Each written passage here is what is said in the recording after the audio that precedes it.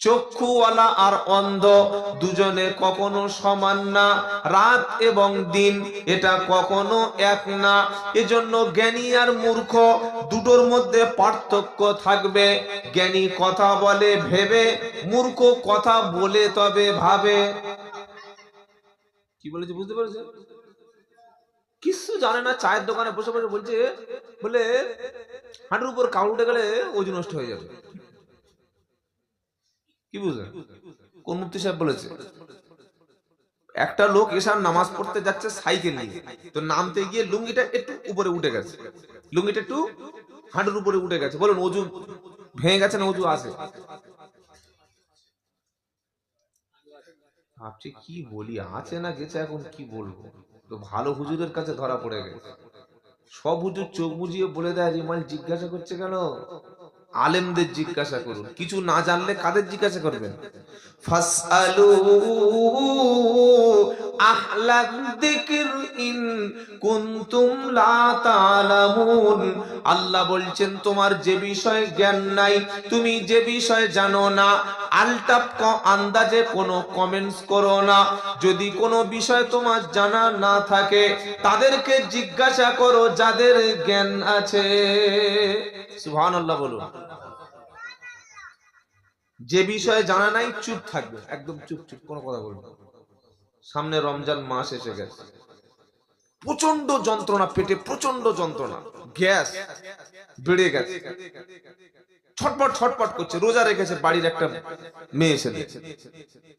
বললে কি সমস্যা? ডাক্তার দেখে বলছে একদম গ্যাস পুরো হাই হয়ে গেছে, প্রচন্ড গ্যাস, আর ইফতারের আধ ঘন্টা বাকি আছে। ডাক্তার বলছে দেখো রোজা করছে? বললে হ্যাঁ। রোজা করবে না? তো বললে কি হবে? বললে একটা গ্যাসের ইনজেকশন দেবো। গ্যাসের ইনজেকশন আছে না নেই? যখন গ্যাস খুব বাড়াবাড়ি হয়ে যাবে, বলে একটা ইনজেকশন দিলে গ্যাসটা নরমাল হয়ে যাবে, ঠিক হয়ে যাবে। বললে রোজা করছি? না না না না না, আমি ইনজেকশন নেবো না। ইনজেকশন নিলে কি হবে? রোজা ভেঙে যাবে। ইনজেকশন নিলে রোজা, ধরো ইনজেকশন নিলে রোজা, তাই তো? ফেঁসে গেছে তো। ইনজেকশন নিলে রোজা ভাঙবে না। ইনজেকশনটা শরীরের উদরে পেটের মধ্যে যায় না, ওটা খাবার না। ইনজেকশনটা জাস্ট আপনার রক্তের সঙ্গে মিশে যায়, আমাদের যে ভেন যে শিরা আছে এর সঙ্গে মিশে যায়। ইনজেকশনে রোজা নষ্ট হয় না। কিন্তু মেয়েরা কি বলে, খবরদার ইনজেকশন নিতে রোজা নষ্ট হয়ে যাবে, আন্দাজে ফতোয়া দেয়। এটা ছেলেরা বলে, মেয়েদের ফতোয়া, ছেলেদের ফতোয়া। ওই যে বললাম হাঁটুর উপরে কাপড় উঠলে ওযু ভেঙে যায়, হাঁটুর উপরে কাপড় কেউ তুললে গুনাহ হবে। হাফ প্যান্ট পরে রাস্তায় পশুর মতো ঘুরলে গুনাহ হবে। ইচ্ছা করে হাফ প্যান্ট পরলে পাপ হবে। কোন সাবালক পুরুষ ছেঁড়া জিন্সের প্যান্ট পরলে কবরে স্পেশাল ধোলাই দেবে, কিন্তু কাপড় হাঁটুর উপরে উঠে গেলে ওযু নষ্ট হবে না। কিন্তু ইচ্ছা করে তুললে জায়গায় হোক তুলে দিই, তখন গুনাহ হবে, কিন্তু ওযু নষ্ট হবে না। কথা মনে থাকবে ইনশাআল্লাহ। এই জন্য কোনো বিষয় জেনে তবে কথা বলতে হবে, আন্দাজে কিছু বলা যাবে না। তাহলে আমরা কি শিখলাম? হাঁটুর উপরে কাপড় তোলা পাপ, কবিরা গুনাহ, হারাম, কিন্তু ওযু নষ্ট হবে না। ইচ্ছা করে এটা করবেন না। বলেছি বলে আবার কাল থেকে যেন হাঁটুর উপর কাপড় তুলে বসে থাকবেন না। কি বুঝলে? আর 2 নম্বর কি বললাম? ইনজেকশন নিলে ওযু, রোজা নষ্ট হয় না। এখানে অনেক ভালো ভালো আলেম আছে, আপনাদের ইমাম সম্মানিত আছেন। কোন বিষয়ে কিছু কিছু হলে নিজেদের মধ্যে যেন মারামারি আমরা না করি, আলেমদের জিজ্ঞাসা করব। কোরআন কি শোনাচ্ছে? ইন্নাস সামআ ওয়াল বাসারা ওয়াল ফুআদা কুল্লু উলাইকা কানা আনহু মাসউলা।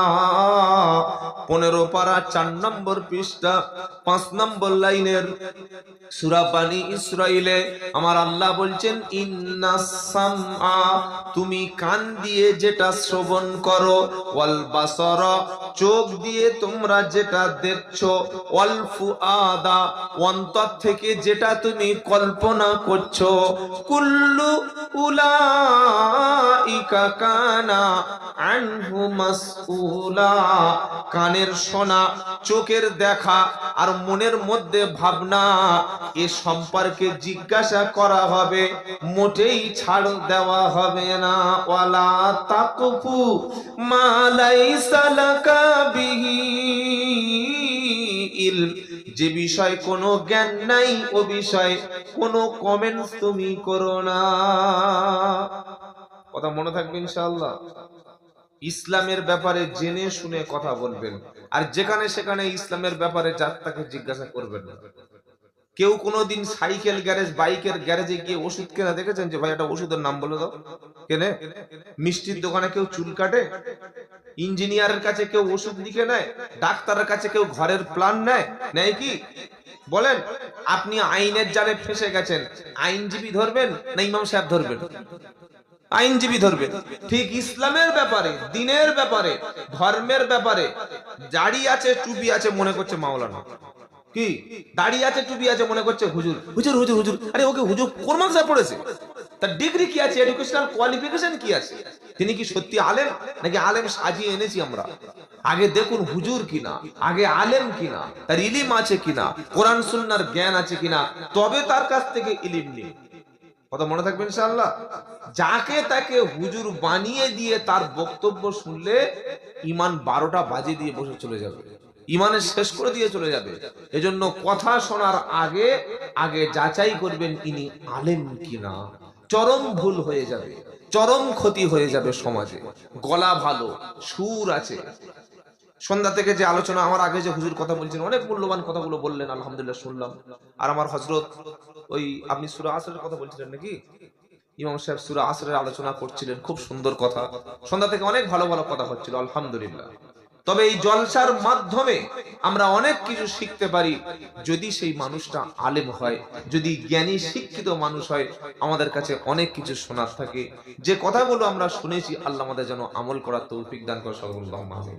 বাবাজিরা, আল্লাহ ভাইরা, তো আজকে আমি দুটো বিষয়ের উপরে কথা বলবো। একটা হচ্ছে যে আমরা অনেকে নামাজ পড়ি না? নামাজ পড়ি, নামাজ পড়ে নামাজ পড়ার পরেও আমাদের মধ্যে পাপ কাজ হয়ে যায়। নামাজি ব্যক্তি অনেক সময় মিথ্যা বলে, নামাজি ব্যক্তি অনেক সময় জেনা করে, নামাজি ব্যক্তি ওজনে কম দেয়, নামাজি ব্যক্তি মানুষের ক্ষতি করে। নামাজ পড়ার পরেও আমাদের মধ্যে 2 নম্বরই আছে। এটার কারণ কি? কেন আমাদের নামাজ আমাদের পাপ থেকে বাঁচাতে পারছে না? নাম্বার 1। আর 2 নম্বর হলো যে সবচাইতে ভয়াবহতা বড় পাপের নাম কি, বা সবচাইতে বড় পাপ কি? এই দুটি বিষয়ের উপরে আমরা কথা শুনবো।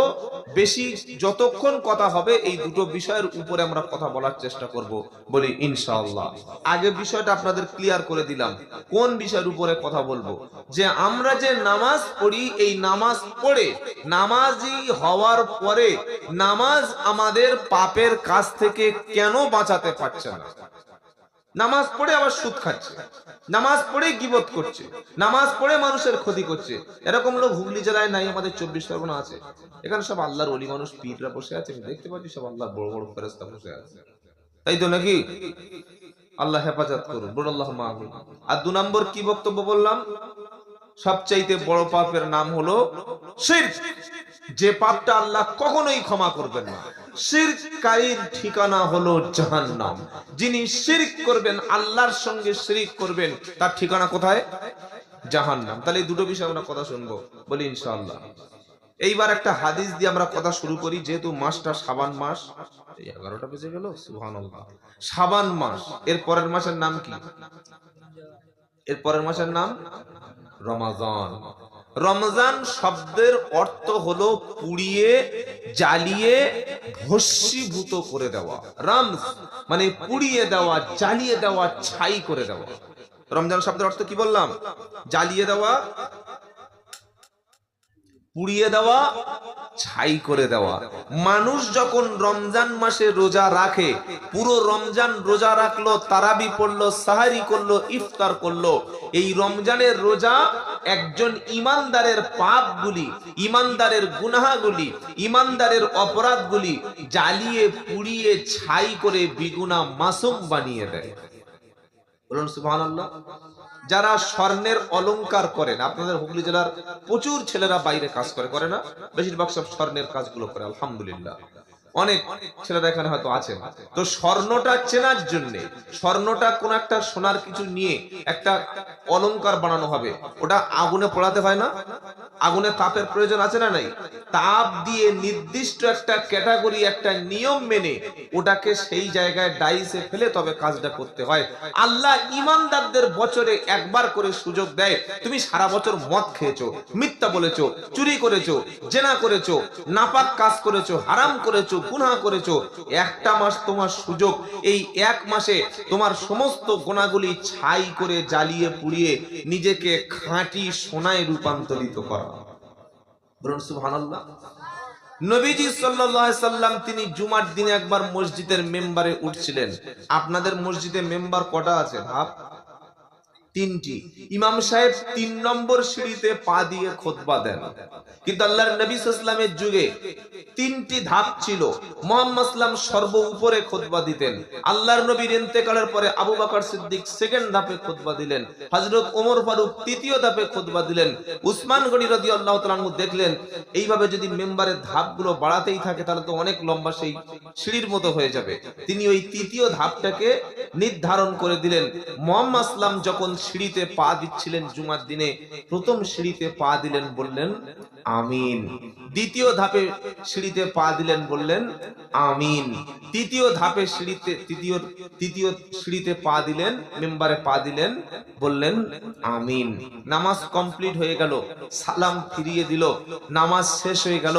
সাহাবারা সম্মানের সঙ্গে জিজ্ঞাসা করলেন, হুজুর জীবনে তো এরকম কোনোদিন আমিন শুনিনি, জীবনে তো কোনোদিন আমিন বলতে শুনিনি, আপনি মেম্বারে মসজিদে ৩টে ধাপে পা দিলেন, প্রথম সিঁড়িতে পা দিলেন, বললেন আমিন, দ্বিতীয় ধাপে পা দিলেন, বললেন আমিন, তৃতীয় ধাপে পা দিলেন, বললেন আমিন। হুজুরের ব্যাখ্যাটা একটু করবেন, এর কারণটা কি? ভদ্রতার সঙ্গে প্রশ্ন করলেন। আল্লাহর নবী সাল্লাল্লাহু আলাইহি ওয়াসাল্লাম বললেন, শোনো, প্রথম সিঁড়িতে যখন পা দিলাম, জিবরাইল আলাইহিস সালাম আমার কাছে এসে শুনিয়ে গেল, যে ব্যক্তি নবী সাল্লাল্লাহু আলাইহি সাল্লাম মুহাম্মদ শুনলো, নবীর নাম শুনলো আর দরুদ পড়লো না, নবীর উপরে দরুদ পড়া থেকে কৃপণতা করলো, বখিল হলো, সেই ব্যক্তি ধ্বংস হয়ে যাক, ও ধ্বংস হোক। আমি নবী বললাম আমিন, আমি নবী বললাম আমিন। তাই নবীর নাম শুনে কি বলতে হয়? সাল্লাল্লাহু আলাইহি ওয়াসাল্লাম। দ্বিতীয় ধাপে পা দিলাম, জিবরাইল আলাইহিস সালাম বললেন, ইয়া রাসূলুল্লাহ সাল্লাল্লাহু আলাইহি ওয়াসাল্লাম, যে ব্যক্তি বৃদ্ধ পিতা মাতা পেল, বাপ পেল, মা পেল, বাবা পেল, মা পেল, অথচ খিদমত করে, ভাই সামনে অনেক জায়গা আছে, আমি ওই জন্য প্রথমে বলেছিলাম আরো প্রচুর যারা বসতে পারবে সামনে, প্লিজ আগে আসেন না ভাই। হ্যাঁ, ঠান্ডার সময় খুব একটা যে গরম আছে তা নয়, পরিবেশটা খুব মনোরম পরিবেশ, প্লিজ সবাই আগে আসুন এই সামনে জায়গাগুলো। এ বাবা যুবক ছেলে তোমরা উঠে আসো না, ইয়ং ছেলেরা এসো, সামনে এসো।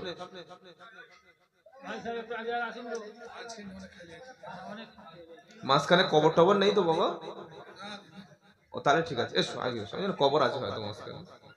এমনি আমাদের মুসলমানদের মধ্যে মিল নাই, একটা পাড়ায় 6টা দল, বাপ করছে তৃণমূল, ছেলে করছে আইএসএফ, জামাই করছে কংগ্রেস, বড় ছেলে করছে সিপিএম। কি বুঝলেন বলুন? এই হচ্ছে মুসলমানদের অবস্থা, মানে দলের শেষ নাই। আহা, অথচ ইসলাম হচ্ছে একটা দল, বলুন আলহামদুলিল্লাহ। তারপরে হানাফি, শাফি, হাম্বলি, মালিকি, ফুরফুরা, তাবলিগ, কাদরিয়া, চিস্তিয়া, দেওবন্দি, নকশেবন্দি, মুজাদ্দেদি, নারকেলতলা, তালতলা, পিয়ারডাঙ্গা, নারকেলডাঙ্গা, শেষে মরে গেলে কবরডাঙ্গা। আর কোনো ডাঙাই নাই, একটাই ডাঙা। কি ডাঙা? যদি বলেন কবরডাঙ্গা। আমাদের দল হলো একটা। দল কটা? একটা। দলের নাম কি? ইসলাম। আমাদের আইডেন্টিটি, আমাদের পরিচয় কি? মুসলমান। ফুরফুরা, গায়ে লেখা আছে ফুরফুরা? তবলিগ না, আজানগাছি না, চিস্তিয়া, কাদরিয়া, হানাফি, শাফি, হাম্বলি, এসব পরিচয় দিও না। একটাই পরিচয়, আমি হলাম মুসলমান। বলেন আমি হলাম। যেদিন মরে যাব, মারা যাব, কে মরে গেছে? বললে তবলিগ মরে গেছে। বলবে নাকি ফুরফুরার লোক মরে গেছে, কাদরিয়া চিস্তিয়া মারা গেছে। কি মরে গেছে? মুসলমান। কবরে গেছে, জিজ্ঞাসা করছে মা দিনুক, তোমার দিন কি? বলছে আমি দেওবন্দি। বললে চাবড়ে লাল করে দাও। তোমার দিন কি? বলছে পাথর চাবড়ি। বললে চাবড়ে দাও। তোমার দিন কি? ফুরফুরা। বললে মেরে ফুলকপি বানিয়ে দাও। তোমার দিন কি? তাবলিগ। বলছে পাবলিকের মতো কেলাও। কিচ্ছু নাম চলবে না। কি বলতে হবে? আমার দিনের নাম হলো ইসলাম। তবলিগ একটা পবিত্র কাজের নাম, ফুরফুরা একটা জায়গার নাম, দেওবন্দ একটা পবিত্র মাদ্রাসার নাম, পাথরছাবড়ি একটা মাজারের নাম। আমাদের পরিচয় হলো মুসলমান। মুসলমান বলবেন ইনশাআল্লাহ? বলবেন ইনশাআল্লাহ? আল্লাহ তৌফিক দিক। নবীজি বললেন, যে ব্যক্তি দ্বিতীয় সিঁড়িতে যে ব্যক্তি বৃদ্ধ পিতা মাতা পেল অথচ খেদমত করে জান্নাত ওয়াজিব করে নিতে পারল না, সে ধ্বংস হয়ে যাক। আমি নবীজি কি বললাম? আমিন। নবীজি কি বললেন? আমিন। আমরা যখন দোয়া করি, আল্লাহ গ্রামের সব মানুষের সুস্থ রাখো, সবাইকে চাকরি দাও, সবাইকে পয়সা দাও, মেয়েদের পর্দায় রাখো, ছেলেদের সুস্থ রাখো, শিক্ষিত করো, বয়স্কদের নেক হায়াত দান করো, মরণের আগে সবাইকে একবার করে হজ পালন করার তৌফিক দাও। সাধারণ মানুষ তখন আমরা কি বলি? আমিন বলি না? আমিন মানে কি? আল্লাহ কবুল করবেন। আমিন মানে আল্লাহ কবুল করে নিন। তো দোয়া করছে কে? জিবরাইল। আর আমিন বলছেন কে? জোরে বলেন, আমিন বলছেন কে? নবী সাল্লাল্লাহু আলাইহি সাল্লাম। প্রথম দোয়ায় কি ছিল? নবীর নাম শুনলো অথচ দরুদ পড়লো না, সে ব্যক্তি ধ্বংস হয়ে যাক। আমি নবী বললাম আমিন। দ্বিতীয় দোয়া ছিল বৃদ্ধ পিতা মাতা পেল অথচ খেদমত করে জান্নাতি হতে পারলো না, আমি নবীজি সাল্লাল্লাহু আলাইহি ওয়াসাল্লাম বললাম আমিন। আর একটা মারাত্মক দোয়া বাকি আছে, একটু পরে, আর 10-15 মিনিট পরে আরেকটা মারাত্মক দোয়া বাকি আছে। কি দোয়া? জিবরাইল বললেন, নবী রমজান শরীফের মাস পেল অথচ নিজের গুনাহ মাফ করে নিতে পারলো না। রমজান পেল রোজা করে নিজেকে পাপ মুক্ত করতে পারলো না, আমি নবীজি সঙ্গে সঙ্গে মাফ করতে পারলো না, সে ব্যক্তি ধ্বংস হোক, তার আমল ধ্বংস হোক। যে গোটা রমজান মাস পেল অথচ নিজের গুনাহগুলি মাফ করে নিতে পারলো না, আমি নবী বললাম আমিন।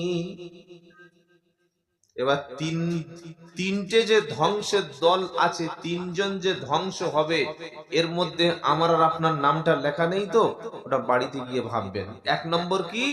নবীর নাম শুনলো দরুদ পড়লো না। নবীর নাম শুনলো দরুদ পড়লো না।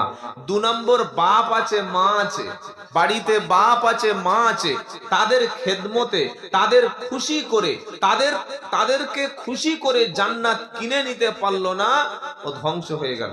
দরজায় লেখা আছে পিতা মাতার দোয়া, বাপ মায়ের দোয়া, পিতা মাতার আশীর্বাদ। ঘরের মধ্যে গিয়ে দেখি সব আছে বুড়ো বুড়ি বাপ। বাপ কই? খবর নাই। বাপের ডাক্তার দেখার টাকা বললে বাপের টাকা বাপ করে নেয়। বাবাজিরা, আল্লাহ ভাইয়েরা, যাদের বাপ মা বেঁচে আছে, যদি বাপ মা খুব ধনী ব্যক্তি হয়, তারা নিজেরা উপার্জন করে যে আমার টাকা চলে যাচ্ছে আলহামদুলিল্লাহ, সেটা আলাদা।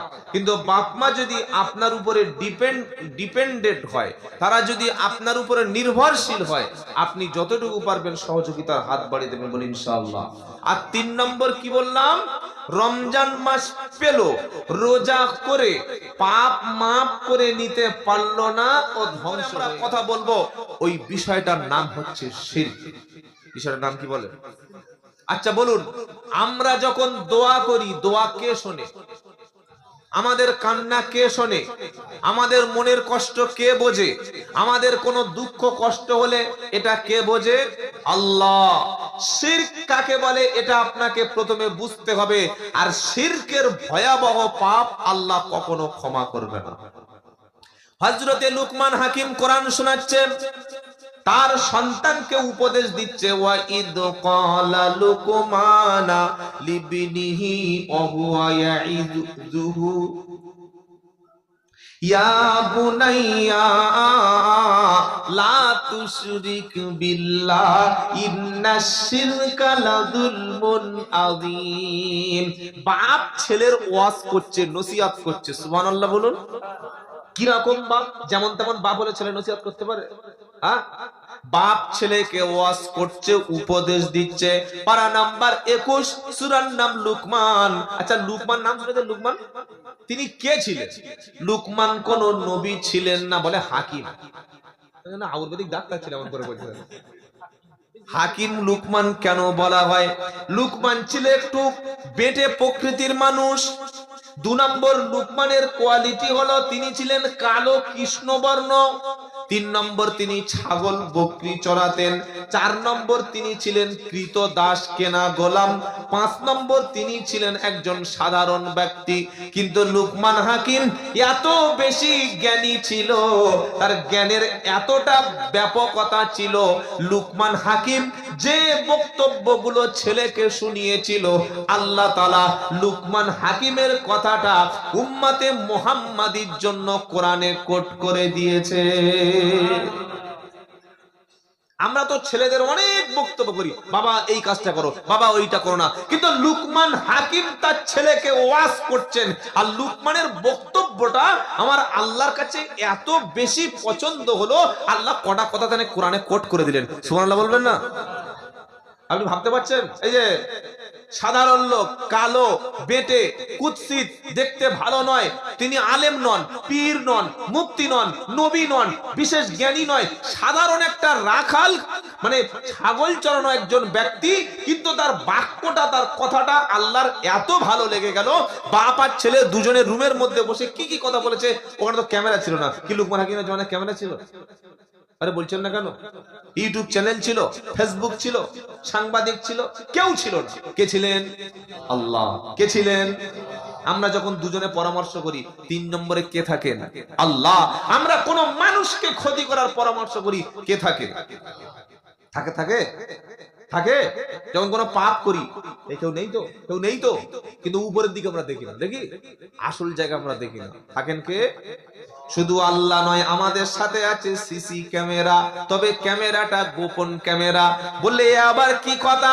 কোরআন শোনাচ্ছে, ওয়াকুল্লা ইনসানিন আলজামনাহু তাইরাহু ফি উনুকিহি ওয়া নুখরিজু লাহু ইয়াউমাল কিয়ামাতি কিতাবাই ইয়ালকাহু মানশুরা ইকরা কিতাবাকা কাফা বিনাফসিকাল ইয়াউমা আলাইকা হাসিবা।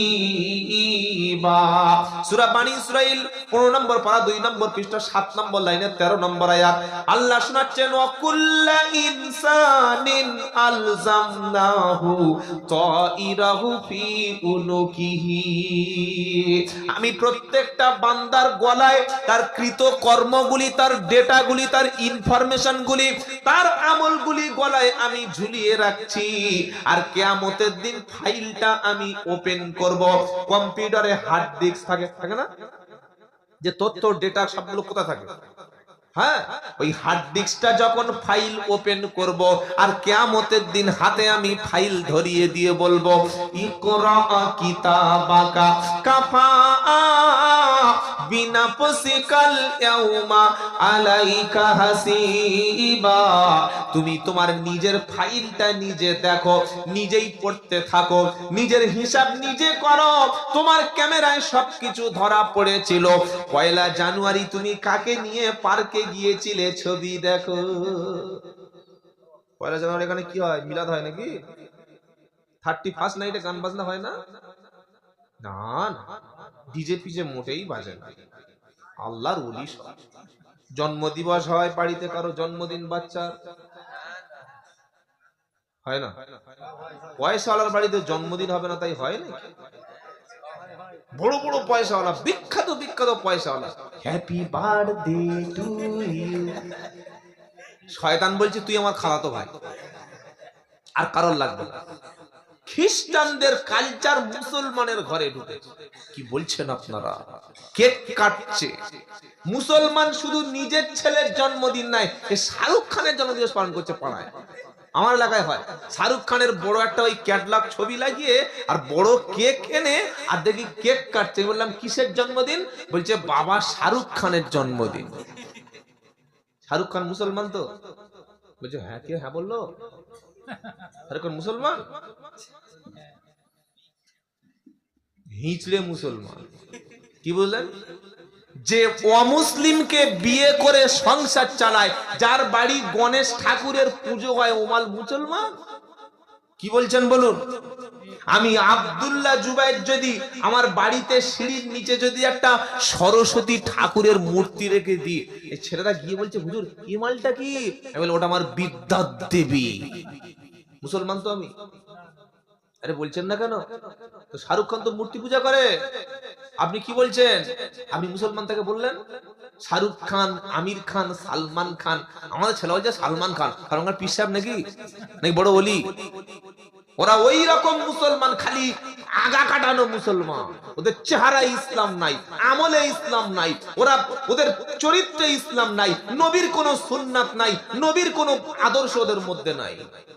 অনেক মুসলমান আছে, এই আপনাদের আরামবাগে এক হারাম করা আছে শফিকুল, শুনছেন আপনারা?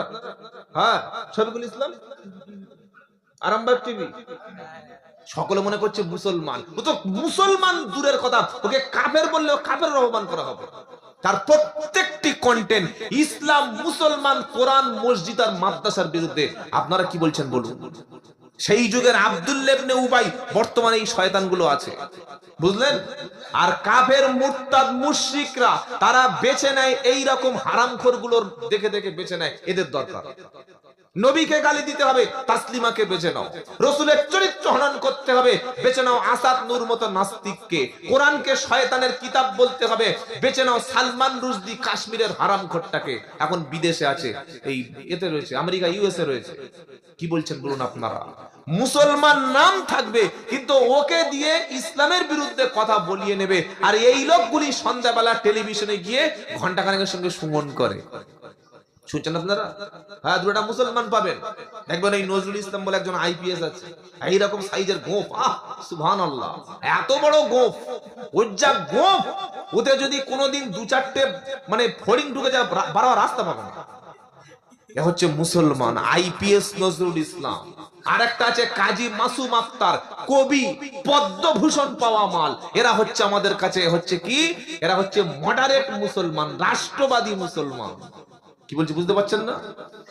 এরা বিজেপির কাছে মুসলমান হতে পারে, আরএসএস এর কাছে মুসলমান হতে পারে, কিন্তু ইসলামের কাছে এরা মুসলমান নয়।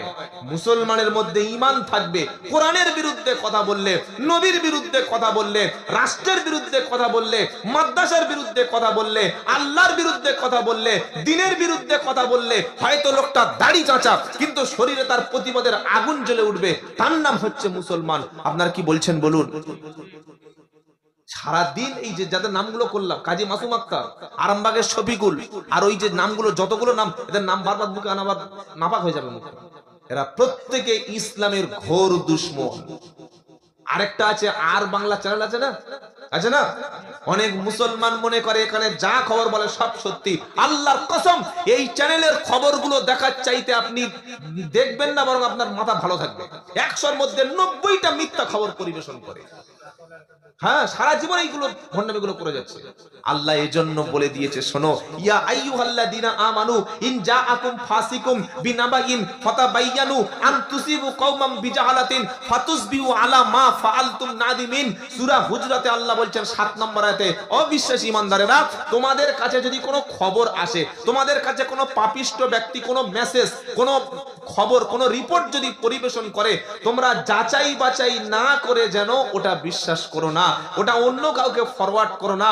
আর আল্লাহ পাকের নবী বলছেন কি, কাফা বিল মারই কাদিবা আইয়ু হাদিসা বিকুল্লি মা সামিয়া। মিথ্যাবাদী হওয়ার জন্য সেই ব্যক্তি যথেষ্ট, যা শোনে আর তাই বলে। কি ভাই শুনছেন আপনারা? ফোনে মেসেজ এসছে কি, রমজান মাসের খবরটা যে ব্যক্তি শেয়ার করবে তার জন্য জান্নাত ওয়াজিব হবে। এ শেয়ার করছে, হোয়াটসঅ্যাপ গ্রুপে শেয়ার করছে। কেন? বলে জান্নাত পাবো। তুই পাগলা নাকি ছাগল? রমজানের খবর শেয়ার করলে জান্নাত, তাহলে রোজা রাখবো কেন, নামাজ পড়বো কেন, কোরআন পড়বো কেন? মিথ্যা কথা। একটা ছবি পেয়েছে, বলছে মুহাম্মদ সাল্লামের চুল, নবীর নাকি চুল।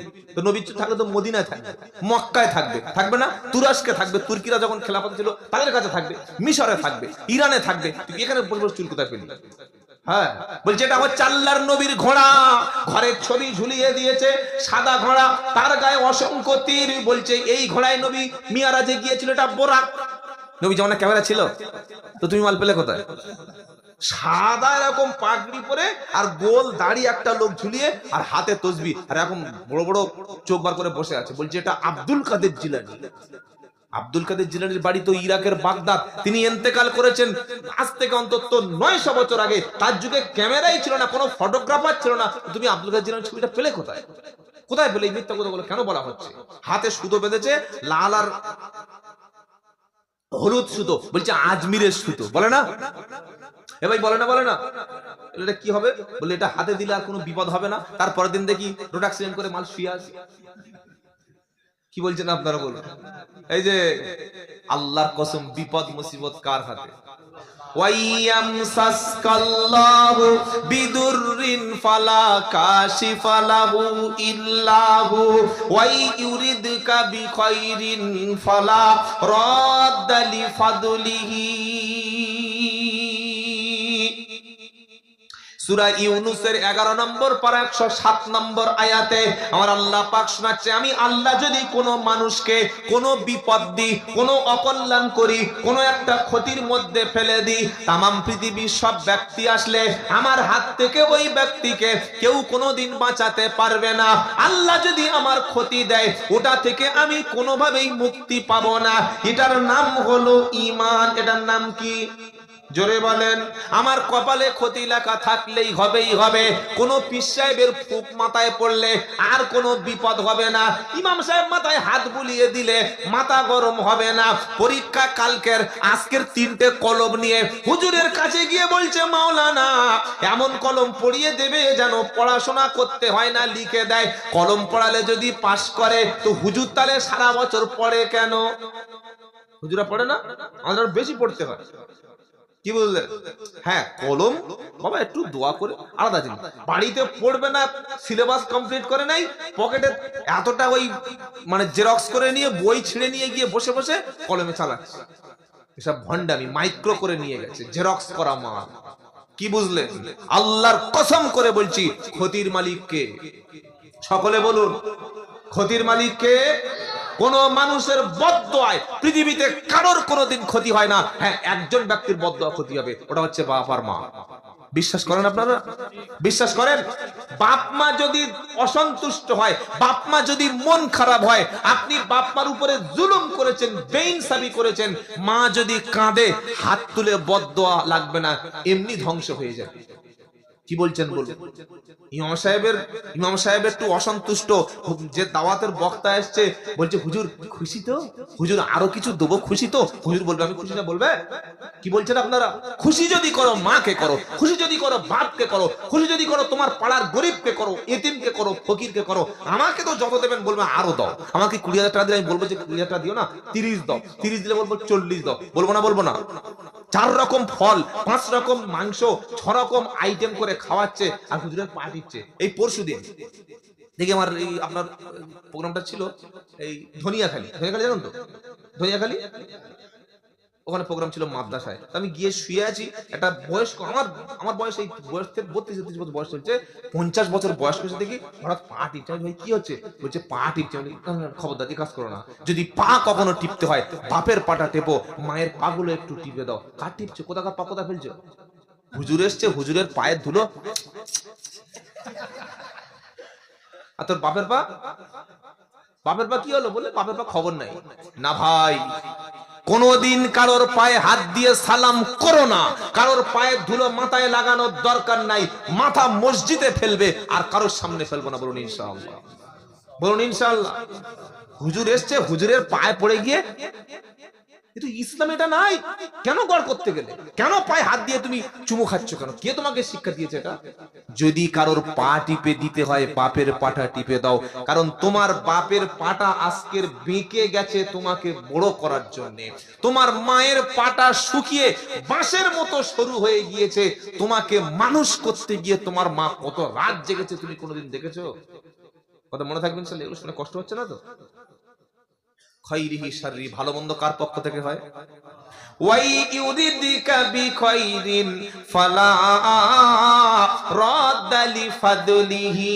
আল্লাহ বলছে যদি আমি কাউকে কল্যাণ করি, যদি আমি কাউকে কোনো ভালো কিছু দান করি, তামাম পৃথিবীর সব মানুষ এসে আমার ভালো করার থেকে কেউ বাধা দিতে পারবে না। এর নাম হলো ঈমান। জোরে বলুন। ইমাম সাহেব কোনো উপকার করতে পারে না, কোনো মুফতি সাহেবের ফুঁকে কিছু হয় না, কোনো হুজুরের দোয়াতে আপনার ভাগ্য পাল্টাবে না। বললে হুজুর এগুলো সত্যি না মিথ্যা, নাকি আপনি আমাদের ঠকিয়ে যাচ্ছেন?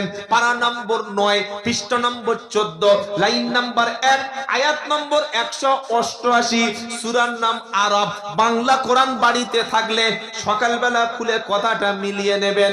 কোরআন শোনাচ্ছে কুল্লা আমলিকু লিনাফসি নাফআও ওয়ালা যাররান ইল্লা মা শা আল্লাহ ওয়ালাউ কুনতু আ'লামুল গায়বা লাস্তাকসারতু মিনাল খায়র ওয়া মা মাসসানিয়াস সু ইন আনা ইল্লা নাদিরু ওয়া বাশীরুল লিকাওমি ইউমিনুন। আল্লাহ বলছেন কুল, কুল মানে বলো, লা আমলিকু, আল্লাহ বলছেন নবী তুমি বলো আমি আমার নিজের ব্যক্তিগত আমার জীবন, এটা নবী বলছে, আল্লাহ বলছেন নবী বলো। তো নবী বলতে শুরু করেছে কি বলবো? লা আমলিকু লিনাফসি নাফআও ওয়ালা দাররান ইল্লা মা শা আল্লাহ। আমি আমার জীবনের ভালো এবং মন্দের কোনো উপকার করার ক্ষমতা নাই। আল্লাহ বলছেন নবী বলো। তো নবী বলতে শুরু করেছে। নবী কি বলছেন? নবী বলেন আমি আমার জীবনের কোনো ভালো কিছু করার মালিক নই, আমার জীবনের কোনো খারাপের থেকে বাঁচানোর ক্ষমতা আমার নয়। ইল্লা মাশা আল্লাহ, যদি কিছু হয় সেটা একমাত্র আল্লাহর পক্ষ থেকে ছাড়া হলে হতে পারে।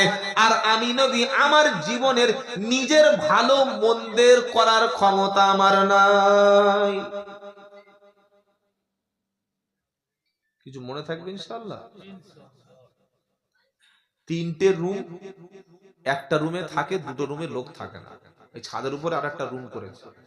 রাত 10টার সময় দুম দুম দুম দুম করে আওয়াজ হচ্ছে। আর পরের দিন ভয় থেকে স্ত্রী বলছে এই দেখো আমাদের বাড়িতে ভূত আছে। কি আছে বলো? আচ্ছা ভূত বলে পৃথিবীতে কিছু আছে? ঠিক বলছেন তো? নেই? আচ্ছা তো বললে ভূত আছে। আর ফোন করেছে একটা গুনুনির কাছে। সে এক বড় গুনুনি, সে ওই বসে থাকে বটতলায়। কি বুঝলেন? আর যত আস্তানা সব বটতলা থাকে। বিশাল বড় গুনুনি, তার দাড়ি এরকম এই সাইজের দাড়ি, আর 3-4টে গেরো মারা, মাথায় চুলের জট, হাতে তসবি একদম সে বড় বড় রকম এত বড় দানার তসবি। কি বুঝলেন? আর গোঁপ যা রেখেছে রবীন্দ্রনাথ ঠাকুর ফেল। তার কাছে গিয়ে বলছে বাবা। বললে কি বাবা? বললে আমার বাড়িতে খুব, বলে তুমি বসো আমি বলে দিচ্ছি, হাত দাও হাত দাও। হাত গুনিয়ে গুনিয়ে, তোমার বাড়িতে মাটির নিচে 200 ভূত আছে। মাটির 300 ফুট নিচে। ক ফুট নিচে? আর মেয়েরা হাত গোনা জানে, হাত গোনাতে যায় লোকের কাছে যায় জানে না? বেশিরভাগ মহিলারা বিপদে পড়লে কাউকে জিজ্ঞাসা করতে যায়, বাবা কি হচ্ছে একটু বলো তো, আমার স্বামী এরকম করছে কেন একটু দেখো তো, আমার ছেলেটা কোথায় কি করছে একটু দেখো তো, আমার মেয়েটা কেন ফোন করছে দেখো তো, তোমার মেয়ে কেন ফোন তুমি জানো না, আমার স্বামীর ব্যবসাটা চলছে না কেন দেখো তো। আর এই চিটিং বাজ গুণনী মালগুলো দারুণ ধান্দাবাজ, এরা সাইকোলজি খুব ভালো বোঝে। কি বুঝলে? হাত দেখে বলে দিল তোমার স্বামী পয়সা বাড়ি দিচ্ছে না তো? বলছে না। বললে ওই তো অন্য মেয়ের সঙ্গে নটর ফাটর। কি বুঝলেন? তা বলে বাড়িতে কটা জিন আছে? বললে 200 জিন আছে, মাটির 300 ফুট নিচে থেকে যায়। যে গিয়েছিল চালাক মাল, একটা 500 টাকার জাল নোট ধরিয়ে দিল। বললে বাবা কি দেবেন? বলে গাছের শিকড় দিচ্ছি, পুঁতে রাখবে মাটিতে, 13 দিন পরে আসবে। 13 দিন পরে গেল। বললে তুমি 500 টাকার জাল নোট দিলে কেন? বললে মাটির নিচে 200 ফুট ভূত ধরতে পারলে, যখন মাল দিচ্ছিলাম ধরলে না কেন? কি বুঝলে? তুমি বললে মাটির নিচে 200 ফুট ভূত যাচ্ছে, তা কোথায়? আমি আমল বলে দিচ্ছি করুন, আল্লাহর কসম আপনার ঘর থেকে জিন খবিস বদমাশ দুষ্টু কিছুই থাকবে না। মাঝে মাঝে কিছু চিটিংবাজ গুণ নিয়ে এসে ঘর বন্ধ করতে আসে, আসে না? আছে না? এরকম বড় ওই 8 রড 3 ফুটের 4টে এনেছে, কাঁচের বোতল এনেছে, ধুনো এনেছে, আজান দিচ্ছে আর ধুনো ছড়িয়ে দিচ্ছে আর রড ফুটছে, ভূত ধরে বোতলে বন্দি করছে। বললাম এটা কি? বললে বড় ভূত। কোন কোন বোতলে রাখছে? বলছে রামের বোতল। এই শালা রামের বোতলে ভূত গিয়ে রাম খাবে নাকি? রামের বোতলে ভূত কোনদিন থাকে ভাই? এত দুর্বল ভূতটা, 6 ফুট ভূত 6 ইঞ্চি বোতলে ঢুকে গেল। কি বুঝলেন? আমল করুন, কাজে লাগবে, ঠকাতে আসেনি আপনাকে। সূরার নাম বাকারা, বলুন সূরার নাম বাকারা। আলিফ লাম মিম দালিকাল কিতাবু লা রাইবা ফীহি হুদাল লিল মুত্তাকিন আল্লাযীনা ইউমিনুনা বিল গায়বি ওয়া ইউকিমুনাস সালাতা ওয়া মিম্মা রাযাকনাহুম ইনফিকুন ওয়াল্লাযীনা ইউমিনুনা বিমা উনজিলা ইলাইকা ওয়া মা উনজিলা মিন ক্বাবলিক ওয়া বিল আখিরাতি হুম ইউকিনুন উলাইকা আলা হুদাম মির রাব্বিহিম ওয়া উলাইকা হুমুল মুফলিহুন। এটা পরের পৃষ্ঠার আয়াত। এরকম সূরা বাকারা একদম সূরা কোরআন খুললে সূরা ফাতিহার পরে যে সূরাটা আলিফ লাম মিম যালিকাল কিতাব, ওই সূরাটার নাম কি? ওই সূরাটার নাম, আমার নবীজি বলেন সূরা বাকারা যে রুমে পড়া হবে ওই রুমের মধ্যে, ওই ঘরের মধ্যে দুষ্টু শয়তান, দুষ্টু জিন, দুষ্টু খবিস, জিন শয়তান ভূত পেতনি ওই ঘরের মধ্যে কখনো প্রবেশ করে না। জোরে বলুন। তাহলে আপনাকে পড়তে হবে, আর না পড়লে 5001 টাকা নিয়ে ওই রামের বোতলে জিন ঢুকিয়ে চলে যাবে। কথা মনে থাকবে ইনশাআল্লাহ। বাড়িতে সূরা বাকারা পড়বেন। আর একটা ছোট্ট আমল বলে দিচ্ছি, রাত্রেবেলা অনেক সময় কিছু মানুষের ভয় লাগে, কিছু মানুষ রাত্রেবেলা ভয় পেয়ে খাট থেকে বাবারা বলে ধাপ দিয়ে উঠেছে। বউ বলছে কি হয়েছে? বলে কে জানো, সে আমার চেপে গেল, কে ধরে নিল, আমি মরে যাচ্ছিলাম, পানি দে। একদম হাঁপিয়ে হাঁপিয়ে 1.5 লিটারের বোতল ফাঁকা করে দিয়েছে একদম। এটা কেন হলো? জিন খবিস মানুষের অনেক সময় দৃষ্টি দিতে পারে। একটা আমল আছে কি? আয়াতুল কুরসি। কি পড়বেন? একদম 3 নম্বর পারা, 3য় পারার প্রথম পৃষ্ঠার মাঝখানে আয়াতটা আছে। ঠিক এত বড় একটা সূরা, একটা আয়াত। কি আছে আয়াতটা?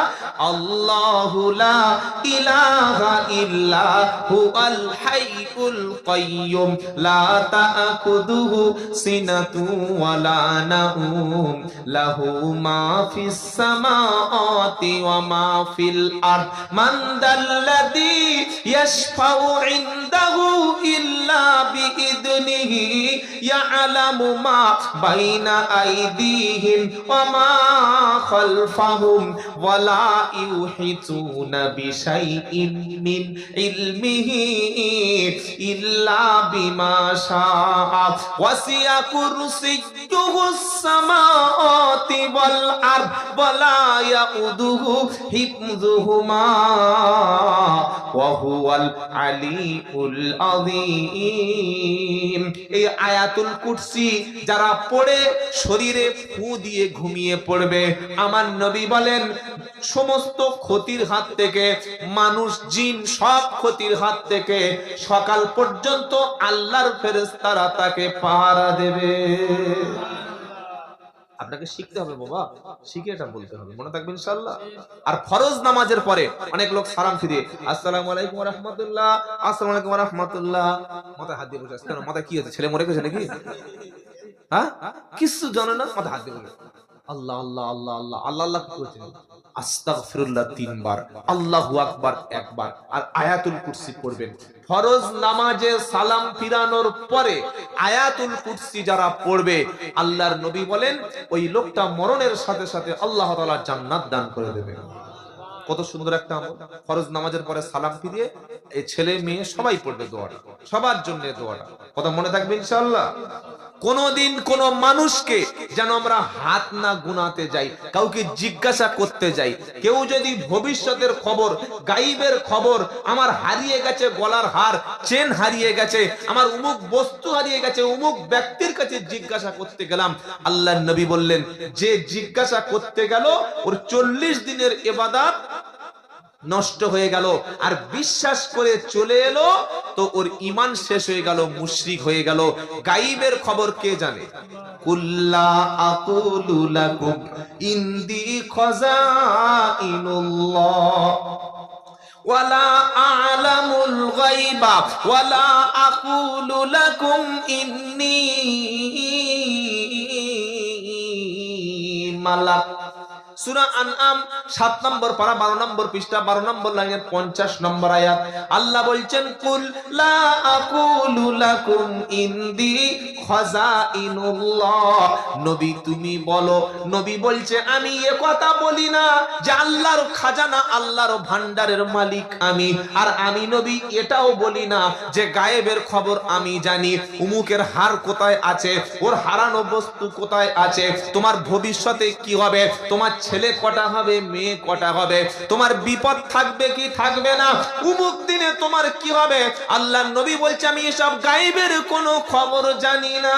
কুল্লা ইয়ালামু মান ফিস সামাওয়াতি ওয়াল আরদিল গায়বা ইল্লাল্লাহ ওয়া মা ইয়াশউরুনা আইয়ানা ইবআসুন। 20 নম্বর পারা 1 নম্বর পৃষ্ঠা 13 নম্বর লাইনের 65 নম্বর আয়াত সূরা নামাল। আল্লাহ পাক শুনিয়ে দিল কুল্লা ইয়ালামু মান ফিস সামাওয়াতি ওয়াল আরদিল গায়বা ইল্লাল্লাহ, নবী তুমি বলো আসমান এবং জমিনের মধ্যে আল্লাহ ছাড়া কেউ কোনো গায়ব জানে না। আলিমুল গায়ব শুধুমাত্র আল্লাহ। অদৃশ্যের খবর, ভবিষ্যতে কি হবে, কোথায় কি হচ্ছে, কার ভাগ্যে কি লেখা আছে, এটা শুধু একজন জানে, তিনি কে? বর্ধমানে চলে যান, আরামবাগে চলে যাবেন, হাওড়ায় চলে যাবেন, এই যে গিয়ে দেখবেন এরকম প্লাস্টিক ত্রিপল বিছিয়ে 4 ফুট ত্রিপল কেটে বসে আছে, সামনে কিছু শেকড় আর কিছু পাথর, বললে এই পাথরটা যদি তোমার হাতে রাখতে পারো, ছোট্টটা মাদুলি দিচ্ছি বাবা, মাদুলির কোনো দাম নেই, খালি শিকড়টা দেবে, শিকড়টার দাম দেবে, মাদুলি আমার পক্ষ থেকে ফ্রি। এটা কি 501 টাকা, এটা দোকানে ঝুলিয়ে দিলে তোমার দোকানে কাস্টমার ভরে যাবে, তুমি কোটিপতি হয়ে যাবে। তাও তোমার তাবিজ নিয়ে ও যদি কোটিপতি হয়, তুমি রাস্তায় বসে চট বিছিয়ে তুমি ইনকাম করতে পারছো না, তুমি কোটিপতি হচ্ছে না কেন? তুমি তো 20 বছর বসে, তোমার ভাগ্যে কিছু হচ্ছে না। কি বুঝলেন? কিছু কিছু ছেলেরা বলে হুজুর কোন মানুষকে কি বশ করা যায়, কোন মেয়েদের কি বশ করে পটানো যায়, তাবিজ চাই আমাদের কাছে। ভাবতে পারছেন? এই দেখো হাসছে যাচ্ছে প্রচুর ছেলেরা, হুজুর 20 বছর 25 বছর বয়স হয়ে গেছে, বিয়ে হয় না, একটা মেয়ের সঙ্গে অনেক কিছু কাজ হয় না। আমি বললাম ভাই সব কিছু করিস না, ভালো ইনকাম করা শেখ, 5 ওয়াক্ত নামাজ পড়, আল্লাহ মিলিয়ে দেবে। দেবে না? দেবে না? আর তাবিজ দিয়ে যদি কাউকে পটানো যেত, মৌলবীরা কি আর বাড়িতে বসে থাকতো? কি তাবিজে কারোর বশ করা যায় না, তাবিজে কাউকে বশ করা যায় না, এটা মনে রাখুন। যারা বলে তারা ফার্স্ট ক্লাস ধাপ্পা বা চিটিং বাচ্চারা কিচ্ছু নয়। আপনার অসুস্থ হয়েছেন, ডাক্তার দেখাবেন। অসুস্থ হয়েছে, হুজুরের কাছে একটু ফু নিয়েছেন, আলহামদুলিল্লাহ। একটু তেল পড়া পানি পড়া নিয়েছেন, আলহামদুলিল্লাহ। হুজুর এত বড় একটা মানে স্টিলের মানে মাছ দিয়ে এরকম 4 কোনা, আর ওর উপরে লেখা আছে আলিফ লাম লাম হা, কি আল্লাহ। পরের ওপারের মানে পিঠে লেখা আছে মুহাম্মদ, মিম হা মিম মিম দাল, মুহাম্মদ। মানে গলায় ঝুলছে, এটা কি রে ভাই? বললে এটা গলায় থাকলে গ্যাস, অম্বল, সুগার, কি বুঝলেন, যত রকমের রোগ আছে সব হবে না, রোগ থেকে ছেড়ে যাবে। এরকম তাহলে হসপিটাল গুলো জেসিবি দিয়ে ভেঙে দিই। বললে না হুজুর আপনি বুঝতে পারছেন না, এই সেই মেদিনীপুর সেই অনেক বড় হুজুরের বড় পীরের কাছ থেকে এনেছি, তাবিজ কারোর দেয় না, আমার ভালোবেসে দিয়েছে। পয়সা নিয়েছে? বললে হ্যাঁ। কত? বললে 10,001 টাকা। আমি বললাম শোন মুসলমান তুমি? বললাম মুসলমান মানে? এক্ষুনি গরুর গোশত খেয়ে আসছে, দেখো মুখতে গন্ধ বাড়ছে গরুর গোশত। তাহলে মুসলমান তোমার বাড়ি কোরআন আছে? বললে হ্যাঁ, আমার মা পড়ে, আমার আব্বা পড়ে, চাচা পড়ে, চাচি পড়ে। 3 পিস কোরআন আছে আমার বাড়িতে, 3 পিস একদম হার্ড কপি আছে, এরকম মোটা মোটা কোরআন। আমি বললাম শোনো, যে হুজুর এই মোটা তাবিজটা তোমার গলায় দিয়েছে, গ্যাস অম্বল সমস্ত সমস্যা, পারিবারিক কলহ, দাম্পত্য সব শেষ হয়ে যাবে, শত্রুতা থাকবে না, বশীকরণ হবে, তোমার ব্যবসা একদম আলো জ্বলবে, চাকরি প্রমোশন হবে, যে কোনো যাকে পাবে তুমি বশ করে নেবে। এই 10,001 টাকায় যদি এত বড় তাবিজ পাওয়া যায়, তো হুজুর যখন তাবিজটা করেছে কোথা থেকে করেছে? বলছে যাই না তো। তখন হুজুরকে জিজ্ঞাসা করে দেখবে এই তাবিজটা তিনি কোরআন থেকেই করেছেন। কি ভাই কোরআন থেকে তাবিজ লেখা হয় তো? তাহলে কোরআনটা বাড়ি আছে? বললে হ্যাঁ। বাড়ি কোরআন আছে? বললে হ্যাঁ। তাহলে তোমার বাড়িতে তুমি তাবিজ রেখে আবার ওই মাল গোলায় ঝুলিয়েছো কেন? তুমি তো বোকা নাম্বার 1। শুনছেন আপনারা? কোরআন পড়তে হবে ভাই, আমল করতে হবে, আলেমের কাছে, হাফেজের কাছে, ওস্তাদের কাছে বসে এটা মানতে হয়। আর কোন মুসলমান যদি কোন মাকলুকের উপরে ভরসা করে, এই ডাক্তার ছিল বলে বেঁচে আছি জানিস, এই ডাক্তার, এই ডাক্তার কে? বলে ডাক্তার এ কে ধর, ওই আমাকে বাঁচিয়েছে, হার্ট স্পেশালিস্ট। কদিন পরে দেখলাম হার্ট স্পেশালিস্ট, সে হার্ট অ্যাটাকে আউট। হয় কি হয় না? কোন ডাক্তার বাঁচাতে পারে না, কোন ব্যক্তির তাবিজ আমার ভাগ্য পরিবর্তন করতে পারে না। এটার নাম হলো ঈমান। এটার নাম কি? জোরে বলেন। বললে হুজুর নমুনা, হযরত ইব্রাহিম আলাইহিস সালাম বয়স 20-22 বছর, যুবক, তার নবুয়ত দেওয়া হলো। ইব্রাহিম নবী নমরুদের কাছে গিয়ে বলল লা ইলাহা ইল্লাল্লাহু ইব্রাহিম খলিলুল্লাহ। নমরুদ বলল এ আবার কে? আল্লাহ আবার কে? আমি তো নিজেই খোদা, নিজেই সৃষ্টিকর্তা, নিজেই সবকিছু করি। ইব্রাহিম নবী বলল না, পৃথিবীতে একজন আছেন ইলাহা, লা ইলাহা ইল্লাল্লাহ, আল্লাহ ছাড়া আর কোনো লাভ ক্ষতির মালিক নই। ইবাদত কারো করা যাবে না, কারোর কাছে দোয়া চাওয়া যাবে না, কারোর কাছে সেজদা দেওয়া যাবে না, কাউকে দূর থেকে ডাকা যাবে না। কেউ আমাকে সাহায্যকারী, কেউ আমার দোয়া শুনছে, আমার বিপদ থেকে বাঁচিয়ে দেবে, সব কিছু বিশ্বাস করতে হবে আল্লাহর কাছে।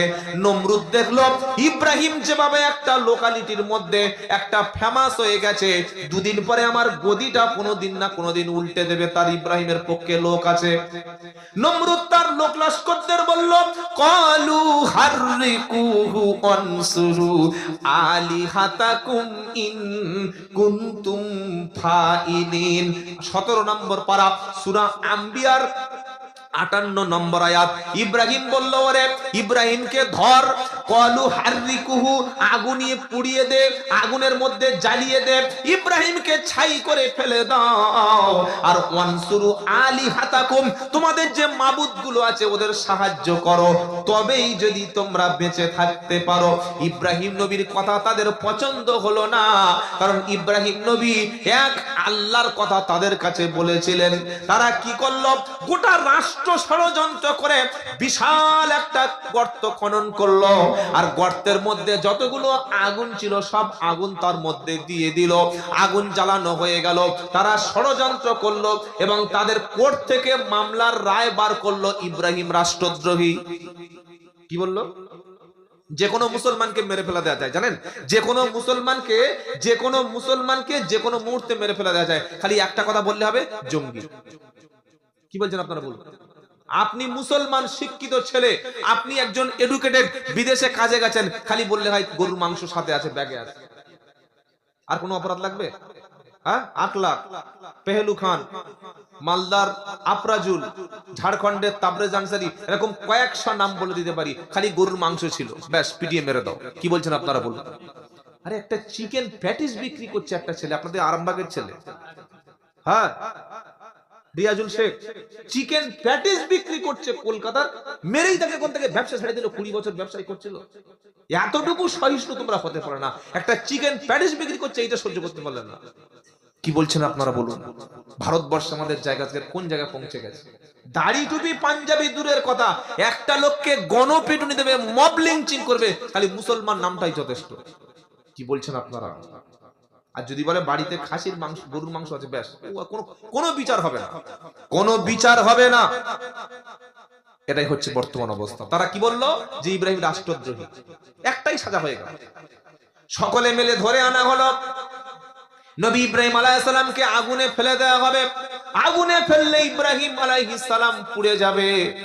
আগুনে ফেলে দেওয়ার আগে কিছু লোক বলল ডাইরেক্ট তো ছুলে আগুনে ফেলে দেওয়া যাচ্ছে না, আগুনের অনেক জ্যোতি বেড়ে গেছে, গতি বেড়ে গেছে। লোহার একটা বিশাল লোহার একটা ভাড়া তৈরি করো, আর ওতে ঘুরিয়ে ঘুরিয়ে ইব্রাহিম নবীকে দড়ি বেঁধে দূরে মাঝখানে ছুঁড়ে ফেলে দাও, চড়ক তৈরি করো। ইব্রাহিম আলাইহিস সালামকে উপরে তোলা হলো, ছুঁড়ে ফেলে দেওয়া হবে।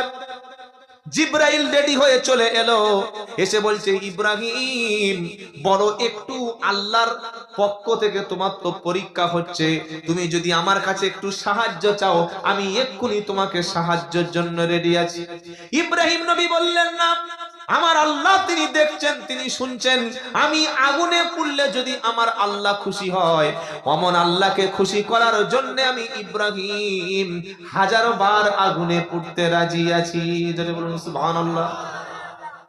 বৃষ্টির ফেরেশতাও তৈরি ছিল, আল্লাহ বললেই সঙ্গে সঙ্গে বৃষ্টি দিয়ে আগুন নিভিয়ে দেবে, সব রেডি ছিল।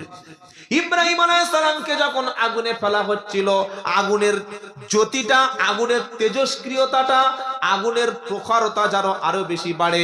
ওই একটা প্রাণী গিয়ে আগুনে ফু দিচ্ছিল, তার নাম কি? না টিকটিকি নয়, ওর নাম হচ্ছে গিরগিট। ওর নাম কি বলেন? যখন মানে যেখানে ওর কালারটা অটোমেটিক পাল্টে যায়, জানেন না? হ্যাঁ, আপনারা কাফের বলেন গিরগিটি, ফাসেক। ও কি করছিল বদমাশটা গিয়ে আর আগুনে, হ্যাঁ, ও চাইছিল ইব্রাহিম যেন পুড়ে যায়। নবীকে পড়ানোর জন্য কি করছিল? খালি ফু দিয়েছে। নবী বললেন যেখানে পাবি ওকে মারবি। ও ফাসেক, পাপিষ্ট। কথা বুঝতে পেরেছেন? আমাদের সমাজে এরকম লোক আছে, ঝগড়া হচ্ছে পিছন থেকে বলছে মান দিয়েও চলে আসে, তারপরে মুখ টুক ফেটে হসপিটালে ফোন করে আসসালামু আলাইকুম ভাই, তোর নাকি মেরেছে, একটু আগে মাল ফু দিয়ে এসছে। কি বুঝলে?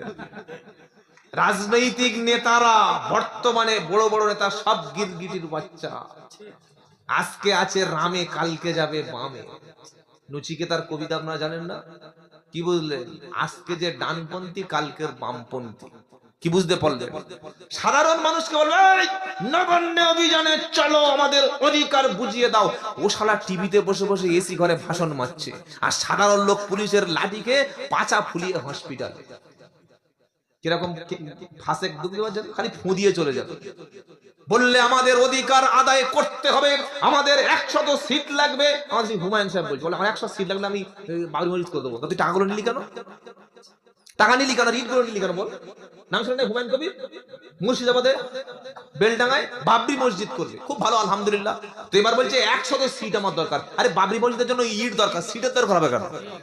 তো ইট তো পেয়েছিস লক্ষ লক্ষ, টাকা তো পেয়েছিস, 4 কোটি টাকা এই পর্যন্ত উঠেছে। হ্যাঁ, সব ধান্দাবাজ কারবারি।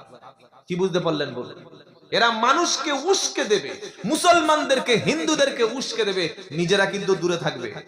তাই আমি আব্দুল্লাহ জুবাইর অনুরোধ করছি, কোন নেতার ফাঁদে পা দিয়ে যেন, উস্কানিতে পা দিয়ে প্রতিবেশীর সঙ্গে ঝামেলা করবে না। কোন নেতার কথা শুনে মাথা গরম করে রাস্তা অবরোধ করতে যেও না। একটা হসপিটালে রোগী, বাচ্চা গর্ভে আছে, গর্ভবতী পেশেন্ট, আসন্ন প্রসবা, প্রসূতি মা, রাস্তা অবরোধ করে আপনি 12 ঘন্টা অবরোধ করে দিয়েছেন। নেতার কথা শুনে গাড়ি যাবে না, অ্যাম্বুলেন্স যাবে না, বাচ্চা মারা গেল, আপনাকে জাহান্নামে যেতে হবে। রাস্তা আটকানোর অধিকার ইসলামে কাউকে দেওয়া হয়নি। আপনারা কি বলছেন বলুন? নেতা বলেছে ঘর জ্বালিয়ে দাও, ঘর জ্বালিয়ে দিলে। নেতা বললে তোমার বিরোধী লোকের বাড়ি পুড়িয়ে দাও, পুড়িয়ে দিলে। নেতা বললে ওকে তুলে আনো, তুমি তুলে আনলে। নেতা কোনোদিন তুলে আনে? সে তো বাড়িতে বসে আছে। কোনোদিন দেখেছেন মমতা ব্যানার্জি আর আমাদের মোদী সাহেব প্রাইম মিনিস্টার দুজনে একসঙ্গে মারামারি হচ্ছে? কোনোদিন দেখেছেন? শুভেন্দু অধিকারী আর সিপিএম এর ওই মোহাম্মদ সেলিম দুজনে কানে থাপ্পড় মেরে দাঁত ফাটিয়ে দিয়েছে? দেখেছেন? রাহুল গান্ধীর সঙ্গে নীতিশ কুমার কোনোদিন কাপড় ধরে টেনে খুলে নিয়েছে? তারা এক জায়গায় বসে মিটিং করে, তারা এক জায়গায় বসে গোল টেবিলে আলোচনা করে। এই যে টেলিভিশনের কথা বলছিলাম, সন্ধ্যাবেলায় 1 ঘন্টা যে মানে বাঁদরের মতো চেঁচামেচি, মানে কি হচ্ছে জানো, মানুষ কথা বলতে দিচ্ছে না। ওই টেলিভিশনের বিতর্ক সভা শেষ হলে এক জায়গায় বসে চা খায়, এক জায়গায় কফি খায়, এক জায়গায় সেলফি তুলে ওরা হাতে হ্যান্ডশেক করতে করতে বাড়ি ফেরে, আর তোমরা ওগুলো শুনে মাথা গরম করো। তাই নেতার কথা শুনে মাথা গরম করো না, কথা মনে থাকবে ইনশাআল্লাহ। সমাজে ফু দিয়ে তোমার সংসার ধ্বংস করে দেওয়ার, তোমার জীবনটা ধ্বংস করে দেওয়ার প্রচুর লোক আছে। আর বাড়ির মেয়েরা যদি স্বামীর অবাধ্য হয়ে কোনো নারীর কথা শোনে, ও সংসার আর জীবনে টিকবে না। আপনার বাড়িতে দুটো ছেলে এসে বসে গল্প করছে, ভালো জিনিস, মানা করবেন, কিন্তু অতটা ক্ষতি হবে না। কিন্তু একটা মেয়ে যদি বারবার আপনার ঘরে আসে, আর মেয়েটা যদি সংসার ছাড়া মেয়ে হয়, সর্বনাশ, সংসার গেল। ও যদি স্বামী ছাড়া মেয়ে হয়, কোন জায়গায় তালাক খেয়ে এসছে, বা কারোর জীবনে লালবাতি জ্বালিয়ে এসছে, ওরকম মেয়ে যদি বারবার আপনার বিবির কাছে এসে গল্প করে, যে স্বামী এসছে, ও কালকে আসবো, আজকে যাই, খুব আগায়, ও বুঝবে তোমার একদম আচা দিয়ে চলে গেল। কি বুঝলেন? সেদিন সমস্ত প্রাণী ফু দিয়ে পানি দিয়েছিল, আর ওই ফাসিক, যেটাকে আপনারা বলছেন গিরিগিটি, ফু দিয়েছিল। ইব্রাহিম নবীকে এবার আগুনে ফেলা হবে। ইব্রাহিম নবী আল্লাহর উপরে ভরসা করে আল্লাহর জিকির করছে। আল্লাহ পাক দেখলেন আমার নবী ইব্রাহিম আগুনের পরীক্ষায় পাস। সুবহানাল্লাহ বলুন। তিনি আল্লাহর কাছে সাহায্য চাননি, বরং তিনি আল্লাহর পরীক্ষায় উত্তীর্ণ হয়েছেন। আল্লাহ পাক দেখলেন ইব্রাহিমকে এখনই আগুনে ফেলে দেওয়া হবে। আগুনের প্রতি আল্লাহ পাক নোটিশ করে দিলেন, ইয়া নারুকুনি বারদাও ওয়া সালামান আলা ইব্রাহিম। আল্লাহ বলছেন আগুন শীতল হয়ে যাও। শুধু শীতল বললে, আগুন ফ্রিজ হয়ে ঠান্ডা হয়ে বরফ হয়ে গেলে ইব্রাহিম আলাইহিস সালাম তিনি মারা যেতেন। শুধু আল্লাহ ঠান্ডা বললেন না, বললেন বার দাও, মানে কমফোর্টেবল হয়ে যাও। ইব্রাহিমের জন্য এমন পরিবেশ তৈরি হয়ে যাও, আমার ইব্রাহিম আগুনের মধ্যে যতদিন থাকবে, আগুন তুমি ইব্রাহিমের জন্য কমফোর্টেবল হয়ে যাবে। যারা বলুন সুবহানাল্লাহ। ইব্রাহিম নবীকে ফেলা হলো, রশিগুলি দড়িগুলো পুড়ে গেল। ইব্রাহিম নবীর একটা পশম ফুললো না, কারণ ঈমান ছিল। আল্লাহ ইব্রাহিম আলাইহিস সালামকে ঈমানের পরীক্ষায় পাশ করিয়ে দিলেন। নারায়ে তাকবীর। ধৈর্য ধরবো বিপদে। এখন সবচাইতে কঠিন পরীক্ষা ভারতবর্ষের মুসলমানদের চলছে। আপনি কি বলছেন বলুন? কঠিন পরীক্ষা চলছে। মসজিদে আসুন, আলেমদের সোহবতে আসুন, নামাজ ধরুন। আমাদের মধ্যে ঐক্য, ভালোবাসা আরো বাড়াতে হবে। আপনার পাশে যারা বাস করছে তাদের সঙ্গে ভালো আচরণ করুন। আর প্রত্যেকটা মুসলমানকে বলবো, আল্লাহর কাছে কাঁদুন, ওগো আল্লাহ, বিপদ থেকে তুমি বাঁচিয়ে দাও। বিপদ থেকে কে বাঁচাতে পারে? কোন কবরে, কোন মাজারে গিয়ে সেজদা দিলে পীর সাহেব কবর থেকে ইনশাআল্লাহ বাঁচিয়ে দেবে? কি বলছেন? বিয়ে করেছে, 10 বছর বাচ্চা হলো না, চলে গেল পাথর চাবড়ি, চলে গেল আজমিরে, গিয়ে বলছে কেউ ফেরে না খালি হাতে, খাজারে তোর দরবারে। তার পরের বছর বললে হুজুর বাচ্চা হয়ে যাবে। কেন? বলে আজমিরে গিয়েছি, মানে আজমিরে যে যায় কিছু না কিছু নিয়ে আসে। কি এনেছো? বলে বাচ্চা এনেছি। কোথায়? বলে আজ ঠিক জায়গা আছে। ছি ছি ছি ছি, ও কত পরিমাণ আছে। প্রচুর মেয়ে ছেলে মনে করে কবরে মান্নত করলে ওই আল্লাহর ওলি বা পীর সাহেব আমার জীবনের পরিবর্তন করে দিতে পারে। আচ্ছা আপনারা বলুন, একজন মানুষ, একটা মুসলমান বিপদে পড়লে সর্বপ্রথম তার বিপদের কথাটা কাকে বলবে? কেন আল্লাহকে বলবে? আল্লাহ শোনে, আর কেউ যেমন আর কেউ শোনে। কবরে যিনি আছেন তিনি ওলি, তিনি পীর, তিনি ভালো মানুষ, কিন্তু তিনি শোনেন না। বললে হুজুর শোনে না, কি দলিল আছে বলো? কোরআন শোনাচ্ছে, ওয়ামান আদাল্লু মিম্মান ইয়াদউ মিন দুনিল্লাহি মাল্লা ইয়াস্তাজিবু লাহু ইলা ইয়াউমিল কিয়ামাতি ওয়া হুম আন দুআইহিম গাফিলুন। 26 নম্বর পারা, প্রথম নম্বর পৃষ্ঠা, 6 নম্বর লাইনের 4 নম্বর আয়াত, সূরা আহকাফ। আল্লাহ পাক বলছেন, শোনো, তার চাইতে বড় পথভ্রষ্ট, তার চাইতে বড় গোমরা আর পৃথিবীতে কেমন আছে? ওর মতো বড় গোমরা পথভ্রষ্ট আর কেউ নাই, যে ব্যক্তি আল্লাহ ছেড়ে কোনো মাজারে, কোনো আস্তানা, কোনো দরগায়, কোনো দরবারে মানত করে, কোন জায়গায় সাহায্য চায়, মসজিদ ছেড়ে, নামাজের পাটি ছেড়ে, তাহাজ্জুদের নামাজ ছেড়ে কোনো আস্তানা, কোনো পীরের কাছে মাথা নিচু করে, সেজদা করে, সেখানে ধুলো কপালে ছোঁয়ে, আর সেখানে সাহায্য চাই, আর বলে বাচ্চা দাও, সুস্থ হতে চাই, সংসারে শান্তি দাও, আমার মেয়েটার বিয়ের ব্যবস্থা করে দাও, আমার স্বামীটাকে কন্ট্রোল যেন করতে পারি, আমি যেন সুস্থ হতে পারি। আল্লাহ বলছে তার চেয়ে বড় পথভ্রষ্ট গোমরা কেউ নাই। আর আল্লাহ পাক শুনিয়ে দিল মাল্লা ইয়াস্তাজিবু লাহু ইলা ইয়াউমিল কিয়ামা। ও বান্দা তুমি শোনো, তুমি আল্লাহ ছাড়া কোনো আস্তানা, কোনো খানকা, কোনো জায়গায় গিয়ে কিয়ামত পর্যন্ত যদি তুমি ডাকাডাকি করো, তোমার ডাকের সাড়া কিয়ামত পর্যন্ত তারা দিতে। আল্লাহ বলছেন, আমার কথা নয়, আল্লাহর কথা। আহকাফ 26 পারা, সূরার নাম আহকাফ, 4 নম্বর আয়াতে বাংলা কোরআন খুলুন, আল্লাহ বলে দিচ্ছে তুমি যদি মসজিদ ছেড়ে, কোরআন ছেড়ে, নামাজ ছেড়ে, আল্লাহকে ছেড়ে কোন পীরের মাজারে, কোন কবরে, কোন আস্তানা, কোন গাছতলা, কোন বটতলা, কোন তেঁতুলতলা, কোন ঠেকে গিয়ে সেজদা করো, মান্নত করো আর ডাকাডাকি করো, ইলা ইয়াউমিল কিয়ামা, কিয়ামত পর্যন্ত তোমার ডাকে সাড়া দিতে পারবে না। কেন পারবে না? ওয়াহুম আন দুআইহিম গাফিলুন। আল্লাহ বলছে তুমি যে চাইছো না, তুমি যে দোয়া করছো, তোমার দোয়া, তোমার চাওয়া সম্পর্কে সে গাফিল, সে খবরই রাখে না। তুমি বলছো সাড়া দেবে, সাড়া দেবেন কে? জোরে বলেন। ওয়াকালা রাব্বুকুম উদউনি আস্তাজিব লাকুম। ভাই একটা বেজে গেছে, আমার কথা শেষ করে দিচ্ছি, তাহলে এই কথাটা শুনে এবার আমরা বাড়ি চলে যাব। না চালানা বলে ফজরের নামাজ রয়েছে। আচ্ছা ঠিক আছে, সব হয়ে যাবে ইনশাআল্লাহ। আর কি আছে বল বাবাজিরা, আল্লাহ আল্লাহ ভাইরা, আল্লাহর ওলিরা তারা বারহাক জান্নাতি, পীর সাহেবরা যারা কবরে আছেন সবাই জান্নাতি, সুবহানাল্লাহ বলেন। কিন্তু কবর থেকে তিনি আপনার ডাক শুনবেন, এই কথা কে বললো? আপনি রাত 12টার সময় বিপদে পড়েছেন, কাঁদছেন, আওয়াজ কে শুনছে? জোরে বলেন। কারণ তার নাম হলো সামি। তার নাম কি? সামিউন বাসির। তিনি শোনেন এবং তিনি দেখেন। ধরুন আমার ভাষা বাংলা, আপনার সঙ্গে কেউ সাঁওতাল ভাষায় কথা বলছে, বুঝতে পারবেন। কেউ যদি আপনাকে মালায়ালামে কথা বলে, বুঝতে পারবেন। আপনার ভাষা আরবি, ইংলিশ থেকে বললে কেউ বুঝবে না, বুঝবে? আমাদের প্রধানমন্ত্রী এসেছিলেন ওই গত বছর সভা করতে, এবছরও এসেছিলেন, বললে চুপচাপ পদে ছাপ। আরে হাসছেন কেন? আপনার বোঝালেন না? উনি কি বলেছিলেন? পদ্মে ছাপ বলে নাই? গত 2021 সালের নির্বাচনে গো, হ্যাঁ, চুপচাপ পদ্মে ছাপ। তো উনি তো বলছিলেন পদ্মে ছাপ। ওনার ভাষা তো গুজরাটি ভাষা, উনি তো বাংলা বোঝেই না। বোঝে?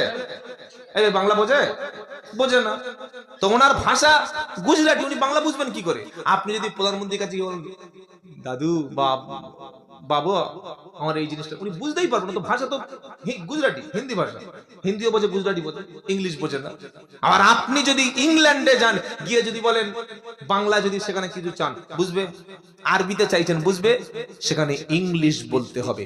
সৌদি আরবে গিয়েছেন, গিয়ে বলছে বাথরুম কোন দিকে, বাথরুম করব, খুব জোরে পায়খানা লেগেছে, কি হবে? তখন আরবিতে বলতে হবে, তা না হলে ইশারা করতে হবে। কি বলছেন বলুন? আপনি বিহারে গিয়েছেন, বিহারে গিয়ে কাঁচা বাংলা বলছেন, কাঁচা মার দেবে, ওখানে কাঁচা বিহারি বলতে হবে। উড়িষ্যায় গিয়েছেন, উড়িয়া ভাষা বলতে হবে না? কিন্তু পৃথিবীর জমিনে সমস্ত ভাষা যিনি বোঝেন তিনি কে? তার নাম হলো আল্লাহ। বাংলায় দোয়া করলে বুঝতে পারবে, ইংলিশে দোয়া করলে বুঝতে পারবে, হিন্দিতে দোয়া করলে বুঝবে, ফার্সিতে দোয়া করলে বুঝবে, মালায়ালম ভাষায় দোয়া করলে বুঝবে। এমনকি যার মুখে ভাষা নাই, তার দোয়া যিনি বোঝেন তিনি কে? কোরআন শোনাচ্ছে ওয়া ইদা সাআলাকা ইবাদি আন্নি ফাইন্নি করিব। 2 নম্বর পারা 8 নম্বর পৃষ্ঠা 5 নম্বর লাইন 186 নম্বর আয়াত। আল্লাহ বলছেন নবী বলো, আমার বান্দা যখন আমাকে জিজ্ঞাসা করে যে আমি আল্লাহ কত দূরে, নবী তুমি বলো আমি আমার বান্দার কাছেই আছি। সুবহানাল্লাহ বলেন। এবার প্রশ্ন হলো, আল্লাহ আমি তো আজমিরে গেলাম কিংবা ওই পাথর চাপড়ি গেলাম চাইতে, উনি তো শোনে না, আল্লাহর কোরআন বলে দিয়েছে। এখন আমি যদি রাত 12টায় যদি আপনার কাছে ডাকি, আমার ডাকটা তুমি শুনবে কিনা বলো? আল্লাহ তুমি কত দূর আছো বলো? কোরআন শোনাচ্ছে, ওয়া নাহানু আকরাবু ইলাইহি মিন হাবলিল ওয়ারিদ। সূরা কফ 26 নম্বর পারা 16 নম্বর পৃষ্ঠা 1 নম্বর লাইনে 17 নম্বর আয়াত। আল্লাহ বললে, বান্দা তোমার যে ঘাড়ের মোটা মোটা শিরা আছে, তোমার যে স্পাইনাল কর্ড আছে, তোমার ঘাড়ের শিরার চাইতে আমি আল্লাহ আরো তোমার কাছে আছি। রাত 12টার সময় আপনি আস্তে আস্তে দোয়া করলেন, ওগো আল্লাহ আমি বিপদে পড়েছি, তুমি সাহায্য করো, আল্লাহ আমার কেউ নাই। শুনবে না শুনবে না? শুনবে না শুনবে না? পৃথিবীর সবচাইতে গভীরতম জায়গার নাম কি? প্রশান্ত মহাসাগরের মারিয়ানা ট্রেঞ্চ, 10,000 মিটার জলভাগ থেকে আরো গভীর। ওখানে একটা ছোট্ট পোকা আছে, ওখানে একটা প্রাণী আছে যার নাম হচ্ছে জেলিফিশ। ও যদি রাত 2টোর সময় ওর শরীর অসুস্থ হয় আর ছটফট করে, তার সুস্থ করে দেন কে? আর আপনি চলে গিয়েছেন। মহল্লায় যদি 170টা ঘর থাকে, হাতে কয়েকটা মেয়ে ছেলে কোরআন জানে, ওই শিখে এসেছিল শ্বশুর বাড়িতে, তবে এখানে এসে আর বাপের বাড়িতে শিখে এসেছিল, শ্বশুর বাড়ি সে খেয়ে ফেলেছে অনেক আগে। সিরিয়াল আর এলসিডি আর মোবাইল আর স্বামীর ভালোবাসায় পড়া শেষ। এটা ভুল বলছি বলে মনে হচ্ছে নাকি? আর বেটা ছেলেগুলো পড়াশোনার দরকার নেই। কি বুঝলেন? বিয়ে করে ভালো একটা ব্যবসা ধরে নিলাম, হজ করে আসলাম, ব্যাস মরে যাবো, আর কোনো চিন্তা নেই। ছেলের হাতে ব্যবসা তুলে দিল। মুসলমানদের মধ্যে কোরআন জানা ব্যক্তির সংখ্যা হয়তো 10 থেকে 12 জন, 100-র মধ্যে 10-12 জন কোরআন জানে। আমরা কোন জায়গায় পিছিয়ে যাচ্ছি?